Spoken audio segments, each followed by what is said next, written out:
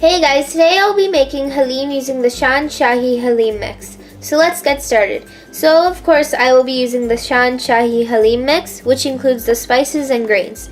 I will also be using 1 cup of oil and about 1 pound of stew beef. I would like to mention I'm going to be using 3 boxes of these and using 1 pound of beef. I prefer using less meat in the Haleem. So let's get started. So I will be soaking my grains for about an hour or 2.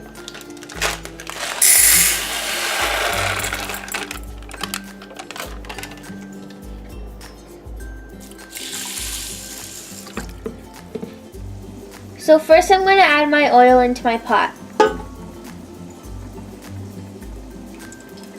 Once the oil is heated, we're going to add the meat. So I'm just going to give the meat a little mix, and then I'm going to let the meat change its color. Once the color has changed a little, I'm going to add my spices. And then I'm going to fry it a bit. After frying it for about a minute or 2, I'm going to add a full jug of water.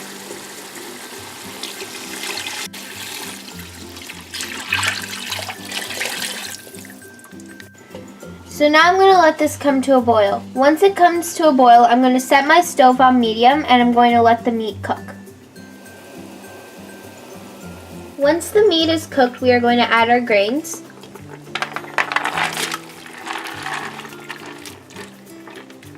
And then we're going to add in another jug of water.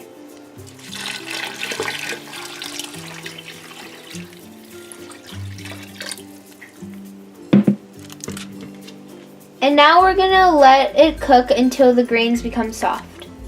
Once the grains are soft, we are going to hand blend our Haleem with a hand blender until all the meat is grinded.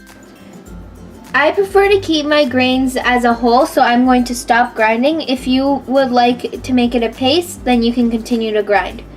I hope you enjoyed the video. Please leave a like, comment, and subscribe and share my video.